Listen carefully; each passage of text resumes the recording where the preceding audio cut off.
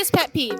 Ooh, my biggest pet peeve is when people cut me off in traffic. It's the worst. Got another one. Biggest pet peeve? Doing the dishes after you cook and you just did the dishes before then. Yeah, I don't like doing dishes. I would have to say not being on time. Not being on time. Yeah. So how early do you arrive to things?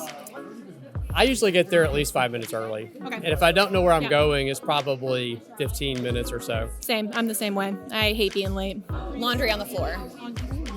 I try to not be a pet peeve for other people. So, dirty dishes in the sink. I think just terrible disorganization.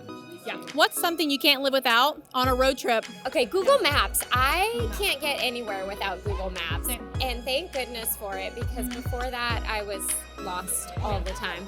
Snacks. Definitely need snacks. I get cranky if I don't have snacks. Yeah, it's boring. I need something. Get a little hangry. Yeah, very hangry. What's your go-to snack?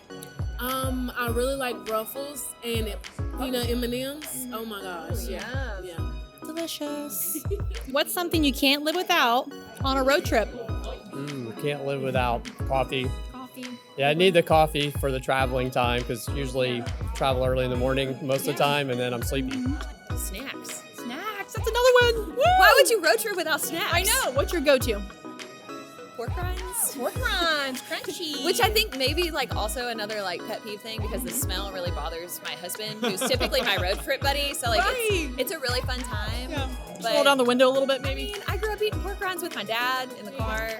I love A little crunchy, a little spicy. The Israelites built a sanctuary for God. How can we make space for him today? That was a pivot. And on the spot. I got whiplash. What? We went from snacks to Snacks to making space for the Lord. making space for the Lord in day-to-day life. I think that speaks to it though, because there's so much happening in the world. It's good. Like, think about when was the last time that you just heard silence? When was the last time that you just heard nothing? It's not something that happens naturally. So I think you have to be intentional with creating just that space to be still, to be quiet, and to know. So for me, that's kind of what it is. It's just being intentional. Sometimes that means like writing it in a planner or blocking time on my calendar. Yeah. I had this conversation with somebody the other day where we kind of talked about how we can't remember the last time that we were ever bored. Like, you know, off the top of my head, I can't remember the last time that I was like, oh man, I'm bored right now. It's because we're just so like consumed by everything going on in life. Like, people, like places to go, our phones, the things that are on our phones. So I think definitely just being intentional about like carving out that time to just like shut everything off, you know, silence the phone, put it away from you, like on the other side of the room or in another room, and just being intentional with just like sitting alone with God and just being intentional about that time. Well, the way I make space is I try to find a room in my house, and that is kind of my holy ground. So take my shoes off and just sit there with God and pray and talk and build relationship with Him.